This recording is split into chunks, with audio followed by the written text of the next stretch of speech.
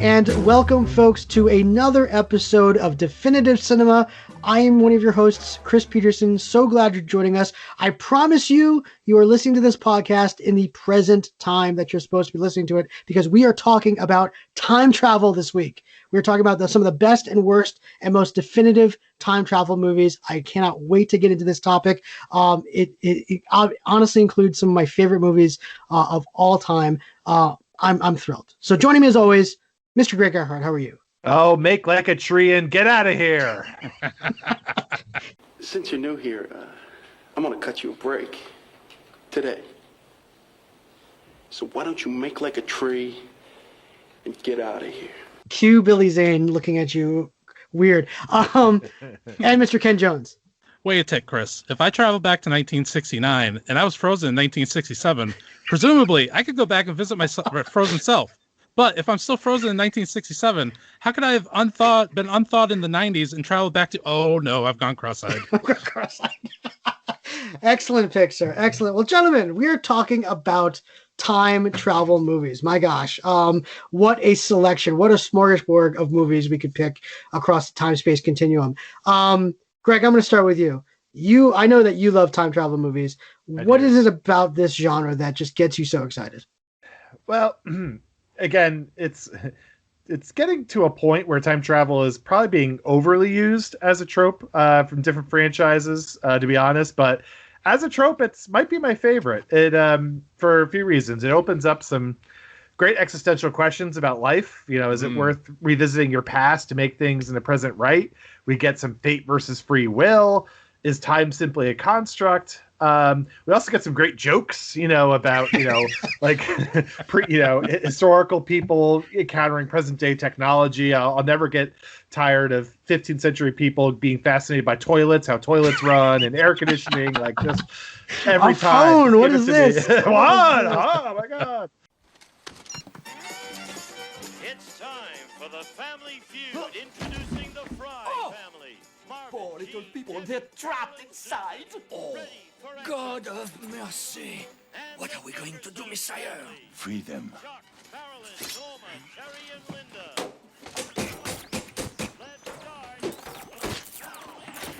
Linda. But, when in the serious fare, it's thought-provoking cinema when time travel movies are done right.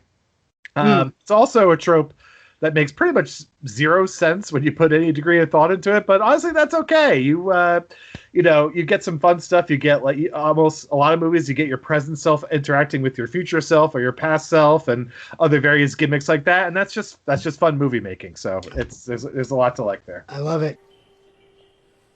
Father.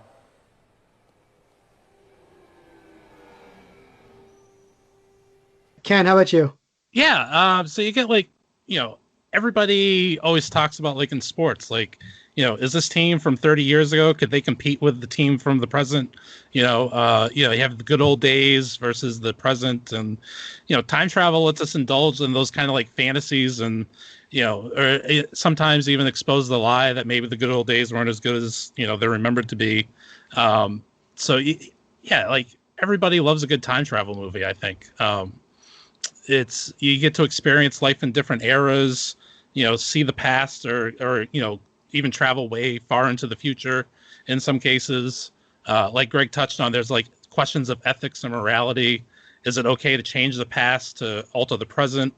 You talk about running into yourself, your past self or future self. There's also trying to avoid your past self, and because of the consequences of possibly ripping a hole in the space-time continuum, as they like to reference. There's also the law of unintended consequences, where if you change something, you're changing more than you intended to do. I think in general, with the past, we all have regrets and mistakes that we've made, and that's can have a powerful sway over us. And so there is an appeal to being, having the opportunity to go back and change the past, to get a second chance to correct a past mistake, and right or wrong. That has a universal appeal to people. So yeah. What I like about it too, just to add to that, is I like how you can get some really good time travel movies that cross genres. So you can get a really great time travel action film, drama, comedy, even romance. Like there's some great romance epics. Like Somewhere in Time is one of my favorite movies of all time.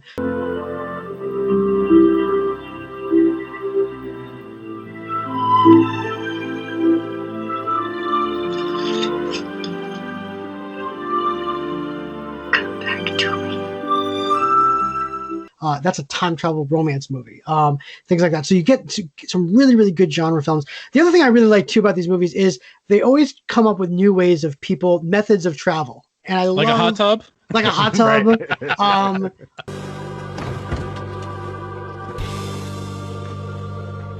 Like an earthquake in a dugout of a baseball field. Traveling around the sun, like whipping your way around the sun too. Whipping your way around the sun, spaceships. Quantum physics. A phone booth. Ice. I mean, there's so many different ways. I love the methodology and finding new ways to travel through time on that end. So yeah, you get some really, really good examples.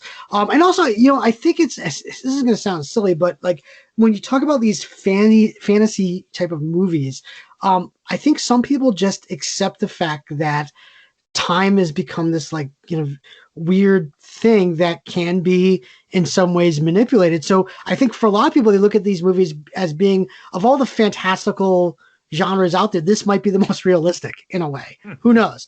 Some people argue Einstein directly argued for time travel, that time travel was very possible. And thanks to some well-known filmmakers like Christopher Nolan, they try as hard as they can to make it seem as realistic as possible on that end.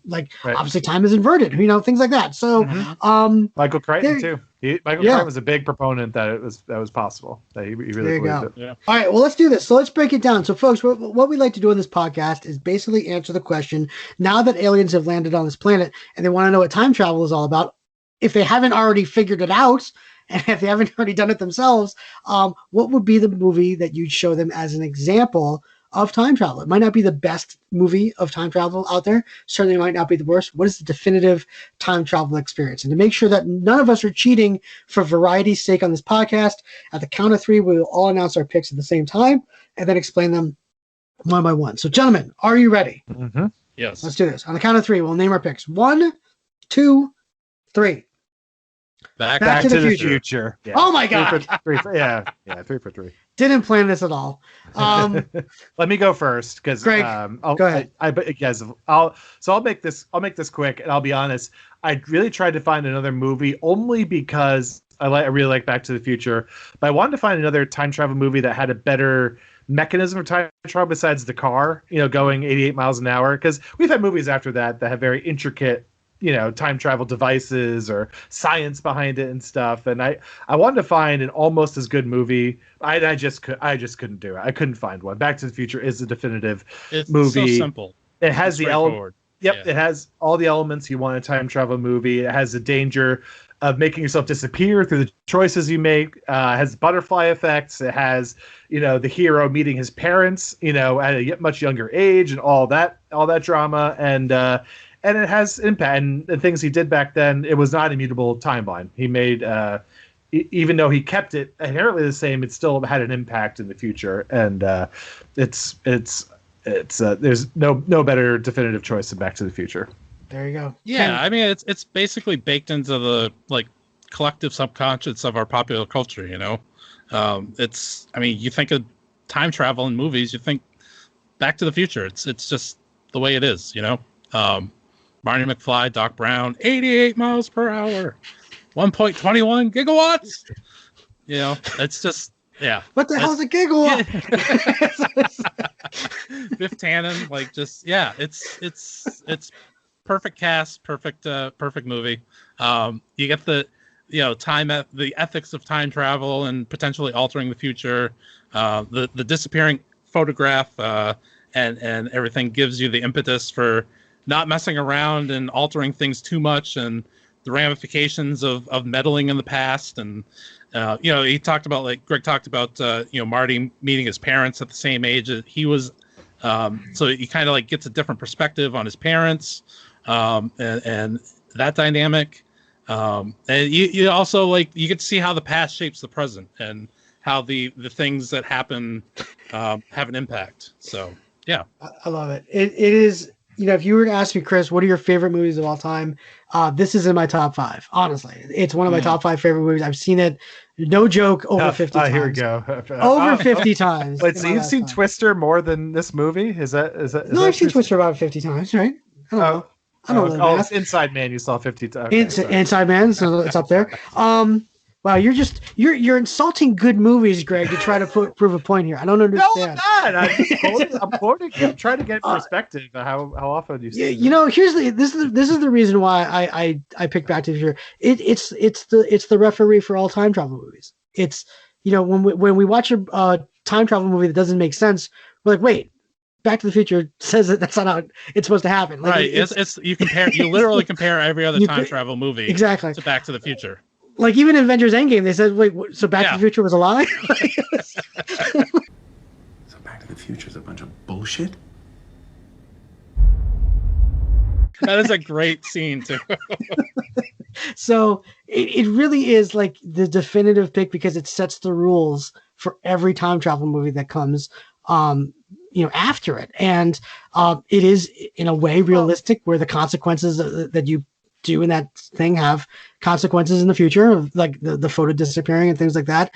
And I appreciate that, which I think is great, and it flows really nicely too. It's just a great movie. Comedy's fantastic, but yeah, there's never been a cooler time machine in a movie than the DeLorean. Period. It's the coolest. And gosh, this is gonna. It's a coin toss for me. If I had unlimited funds, would I want the DeLorean or would I want the Ecto-1 from Ghostbusters? Ooh. Not with the capability of traveling back in time, just to drive around town. Like, which car would I want? So, it's a tough choice. Yeah. Hey, it's Greg from the Definitive Cinema Podcast. I hope you've enjoyed the sneak preview of the episode. If you want to hear the full 50-minute episode where you can hear our best and worst picks for time travel movie, if you want to hear Chris and Ken nerd out for another at least 5 minutes about Back to the Future and me just be stupefied that they can go on for another 5 minutes with trivia, check out the full episode. We'll also go over what's our favorite era for a time travel movie. If you had to pick a new time travel movie and you want to go forwards, backwards, if you want to go backwards, what period do you want to go backwards? We make our picks. So check out the full episode by clicking on the link below or listen to us on Spotify or wherever you get your podcasts. Thanks for listening. Get you next time.